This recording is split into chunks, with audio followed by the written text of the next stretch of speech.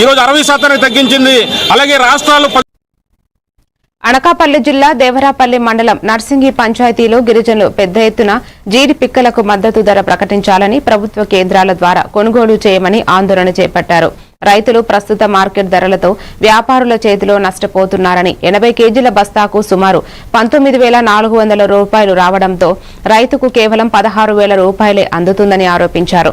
ప్రభుత్వం జీడి పంటకు మద్దతు ధర ప్రకటించకపోవడం అతి అన్యాయం అని అసెంబ్లీ సమావేశంలో జీడి ధరను స్థిరంగా నిర్ణయించి అమలు చేయమని కోరారు. లక్షల మంది రైతులు ఈ పంటపై ఆధారపడి జీవిస్తోందని, దిగుమతి జీడి పిక్కలను నిలిపివేసి రైతుల కోసం ప్రత్యేక నిధులు కేటాయించాలని డిమాండ్ చేశారు.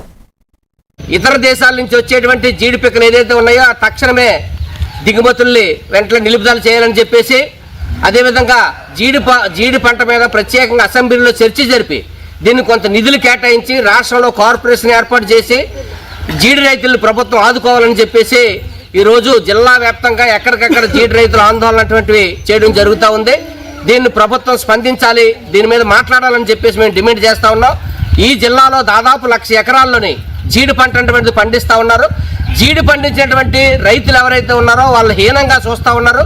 జీడికి సంవత్సరం వల్ల దానికి పెట్టుబడులు పెట్టి తుప్పలు తీసి ఎరువులేసి పురుగు మందులేసి దానికి నానా అవసరం పడినటువంటి పరిస్థితి ఈరోజు కనిపిస్తూ ఉంది. తుప్పలు తీయడానికి ఉపాధి హామీ ద్వారా డబ్బులు కేటాయించాలి. కేజీ జీడి పిక్కలకి 200 రూపాయలు ఇవ్వాలి, బస్తాకి 16,000 రూపాయలు ఇవ్వాలి.